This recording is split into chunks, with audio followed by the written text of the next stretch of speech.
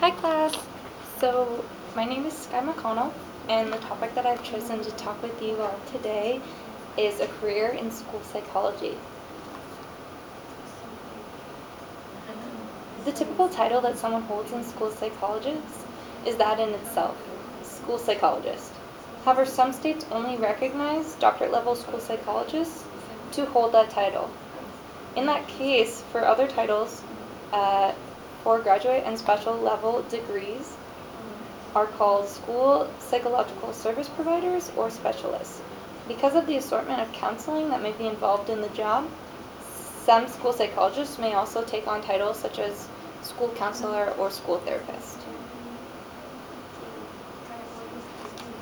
The income range I found through my research for school psychologists in the United States had a median salary of $68,900 in 2014. However, it is important to keep in mind that depending on the state and the city that you live in, for any career, the income range may fluctuate just a bit. For 2014, the 75 percentile had 89,830. Median was 68,900, and the 25th percentile was 51,980.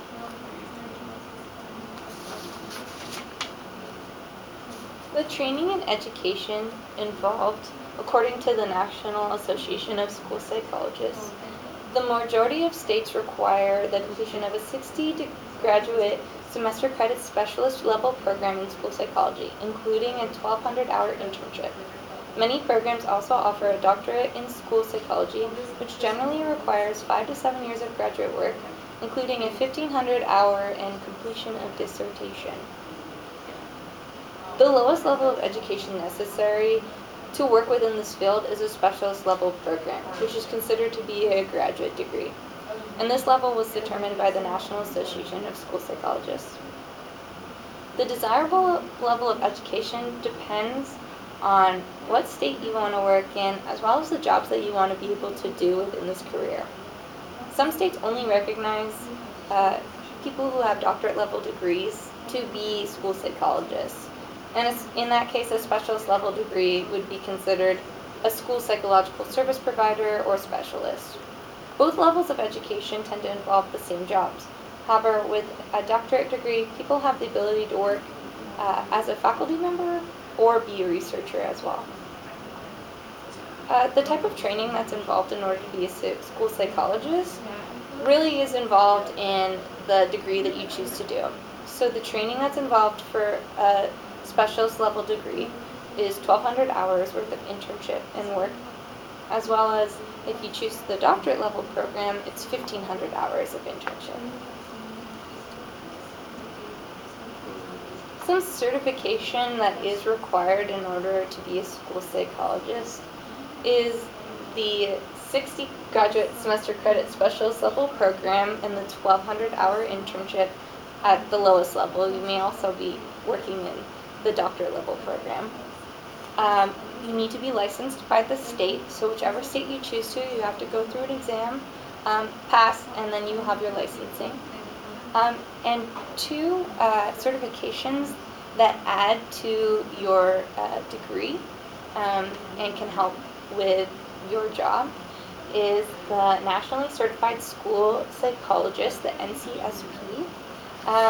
What this does is that it is a certification that lasts 3 years, so you have to recertify every 3 years, and it helps you to be able to work in other states.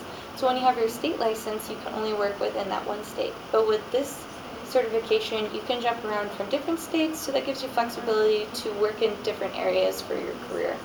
As well as the Board Certified Behavior Analyst, the BCBA, that is only towards if you have a doctorate level degree. You have to go through an exam, and it gives you the ability to work in behavior analysis. So if you want to work more in that realm, you'd want to go for your PhD and get this certification as well. So the responsibilities that are within this job, I have 3 examples. To identify and treat learning disabilities and behavioral issues, to develop plans, and consult with students, teachers, and parents. To identify and treat learning disabilities and behavioral issues, that is the main focus of the job. You want to be able to work with individuals and help them case by case. To develop plans, it revolves around the student issues or school-wide issues, and you come up with healthy and safe treatments for both cases. And then the last job is consulting with student teachers and parents, all revolving around the student or the environment that you're working in, about the developmental issues or what could be working better for the kids or the environment.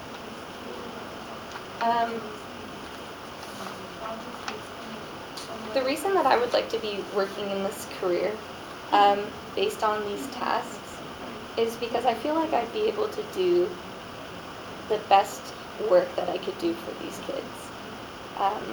Identifying problematic behavior, cognitive and learning issues, and concerning emotional and mental states of the children. A school psychologist work is all about the kids. And even though you work with parents and teachers and administrators alike to help these children, you're the mediator. And I feel like that's the position that I'd want to be. I'd want to be helping these kids by targeting what are the issues and giving them the best opportunity to grow and to develop from these issues that they may be encountering or having trouble with. I've always wanted to help people, especially children. I think that children really need mentors in their lives, and I would want to be that person. I want to be the person that gets you, and I want to be a mentor and mediator and do everything in my power to help kids and help their future.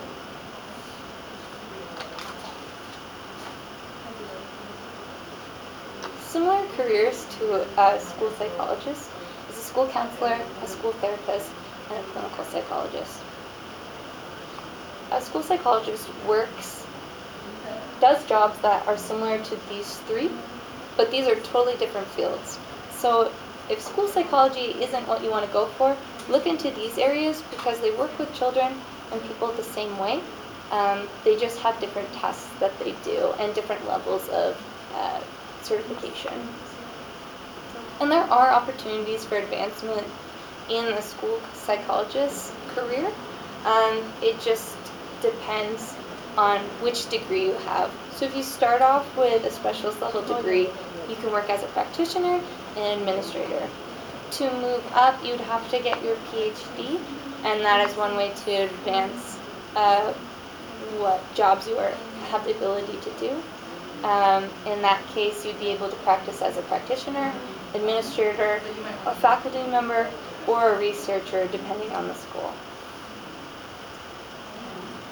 The expected demands.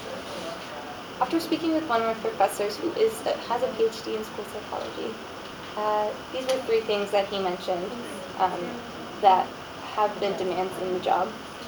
Multitasking, evaluating, and consulting. Multitasking because there's so many different individual cases that you're handling. Evaluation because you're evaluating and watching the progression of these kids through their developmental stages. And consulting, by handling the consulting stages, you are also watching the progression of these kids and handling all different types of kids, multiple at a time. So in that case, that kind of ties into multitasking because you need it in order to stay organized. Related undergrad courses. I found this really to be interesting because these are things you can do now in order to help your career in the future. The three courses that I chose were multicultural studies, to better understand the diverse group of students that you may be encountering, clinical counseling and community psychology, to better understand the mental health aspect the school psychologists tend to tap into, and statistics, to better understand the reports and documentation that you'll be filling out yourself, as well as receiving from other administrators with having these children and watching the progression of the problematic behaviors. Opportunities and experiences. So there are 3 ways that you can jump into and volunteer that may help aid you in securing a position as a school psychologist. The first concept is shadowing, to better understand the field and the day-to-day tasks that a school psychologist would be handling. Volunteering in a classroom to better understand the children that you would directly be working with and how they handle school on a day-to-day level. And assisting in schools in general, just to better understand the environment and potentially watching for any problematic behavior and changes that environment may have, and how you may be able to step in and positively work with that.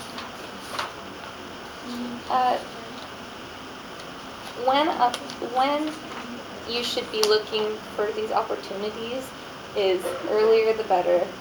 My professor that I had been speaking with told me that a lot of times people don't realize that they should be helping within the field that they want to be working in the future until their junior or senior year.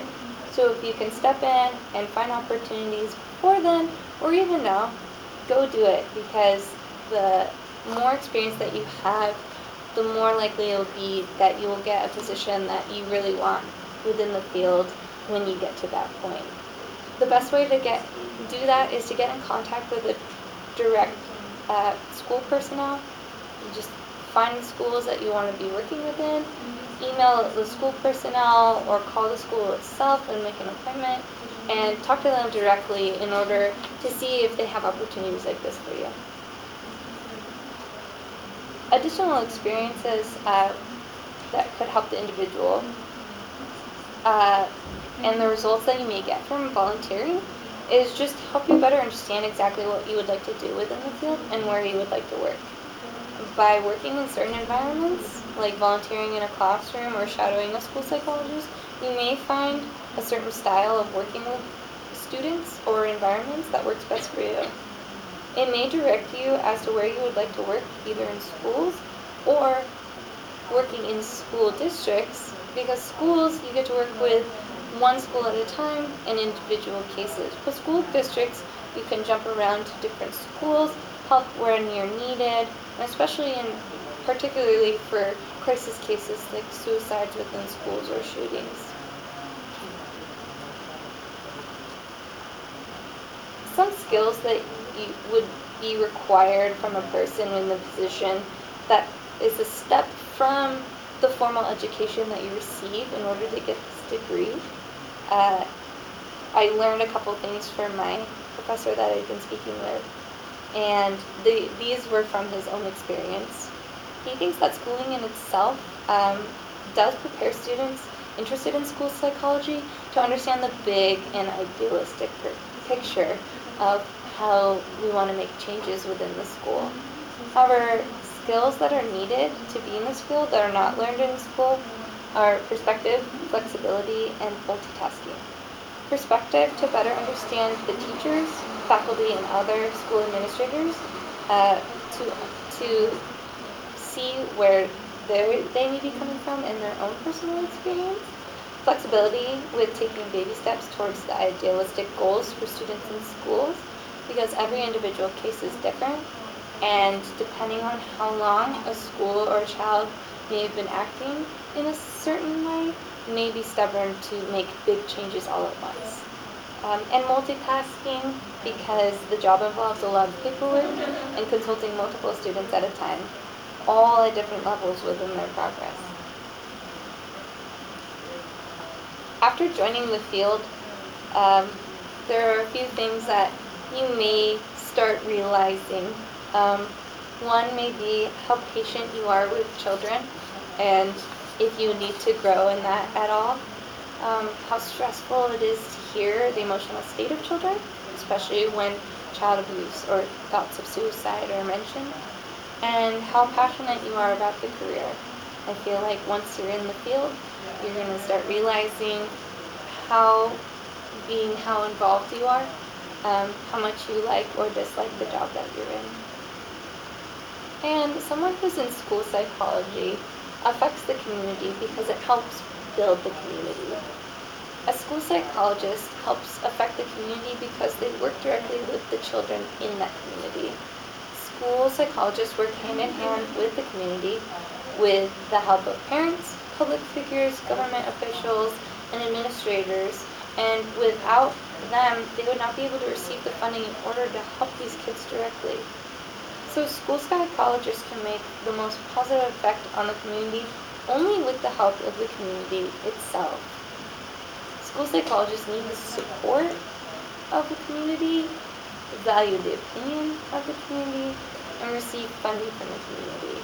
And without the community, the school psychologists can't do the job that they need to do in order to positively help these children. Thank you for listening to my presentation. I hope this all interested in you and looking at school psychology as a career. And good luck on your presentations.